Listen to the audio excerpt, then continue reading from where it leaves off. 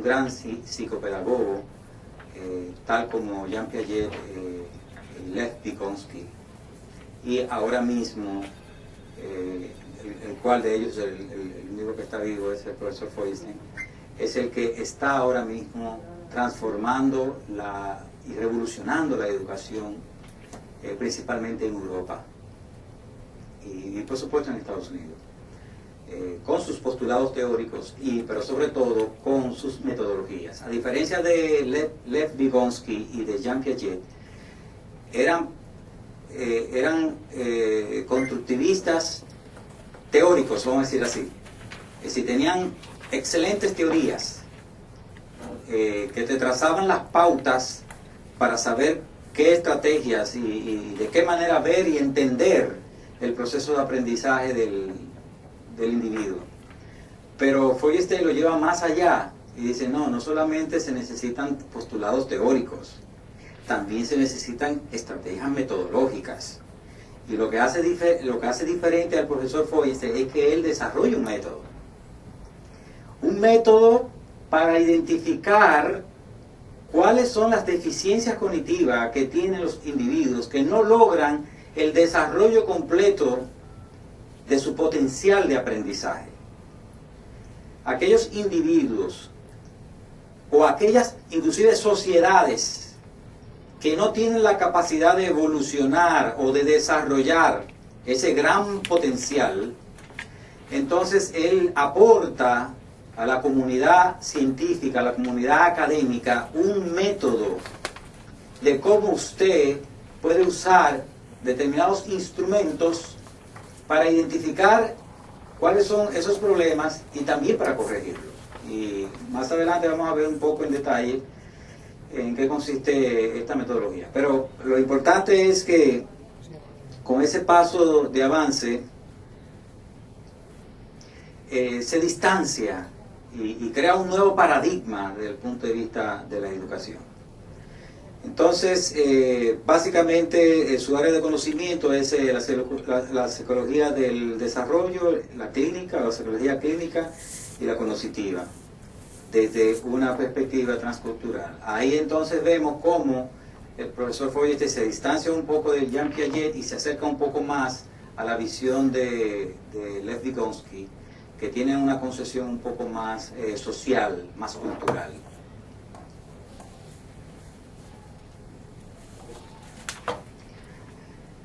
Fruto de todo ese trabajo, el profesor entonces funda el Instituto Eisel, que es el instituto que se dedica a todo lo que es el desarrollo de la apropiación de la inteligencia.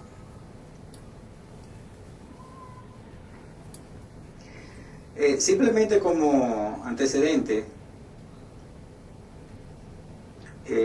voy a recordarles que en el 50 comenzó a trabajar con estos niños huérfanos y que venían de situaciones muy precarias desde el punto de vista cultural y familiar.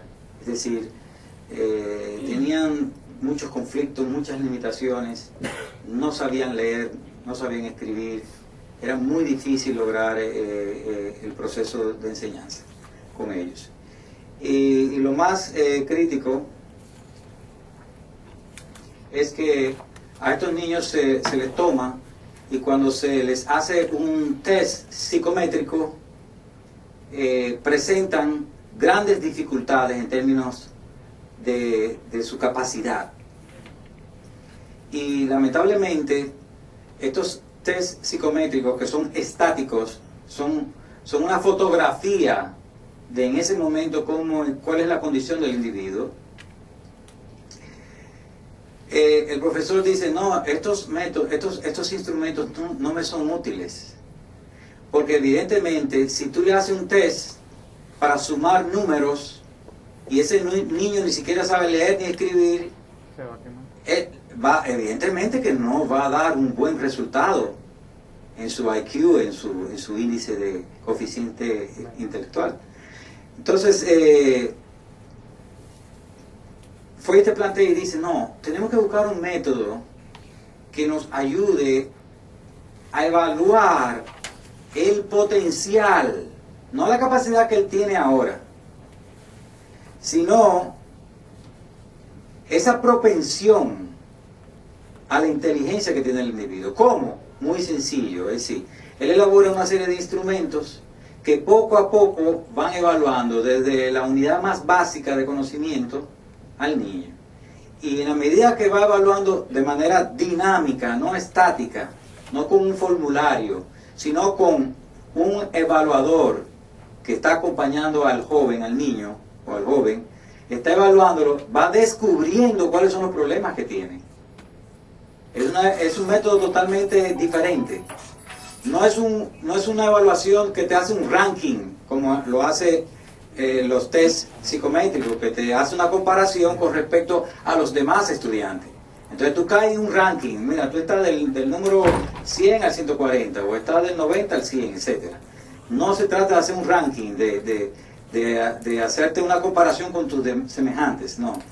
Se trata de compararte contigo mismo. Vamos a ver cuáles son las capacidades innatas que tú tienes.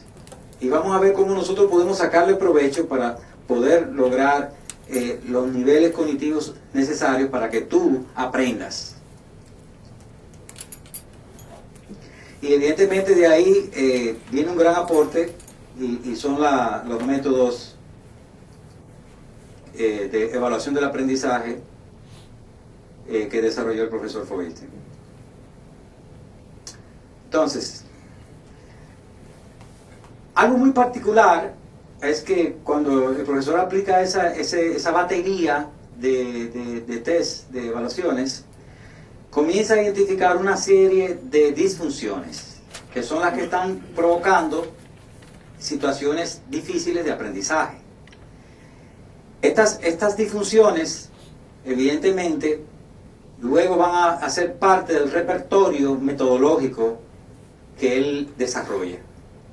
Por ejemplo, una de las disfunciones más comunes que existen en el ser humano es la impulsividad. ¿Qué es la impulsividad? ¿Alguien me puede ayudar? Tiene una definición. ¿Qué es impulsividad? Profesor. La propensión a actuar sin meditar. Exactamente. Actúo antes de pensar. Entonces, una característica que él detectó en estos niños es que eran muy impulsivos. Actuaban para resolver cualquier tarea, pero no se detenían a reflexionar, no se detenían a meditar, no se detenían a planificar. Entonces eran personas muy impulsivas. Otro problema crítico también era la apatía, es decir, no había motivación, no había autoeficacia adquirida, no había capacidad de valorar de que realmente ellos podían lograrlo y que podían superar esas deficiencias.